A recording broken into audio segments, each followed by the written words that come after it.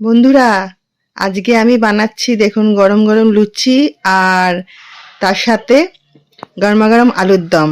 আপনাদের সাথে শেয়ার করে দিলাম। রাতের খাবার বানাতে শুরু করে দিয়েছি।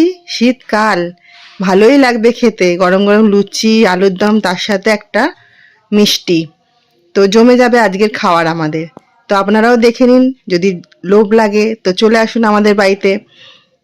আমি কিন্তু বেলছিলাম আর ভাজছিল আমার ছেলে। আর লুচি ভাজার পরে একটু আটা রেখে দিয়েছিল, আটা না ময়দা রেখে দিয়েছিল, বললো মা নিমকি ভাজা খাবো।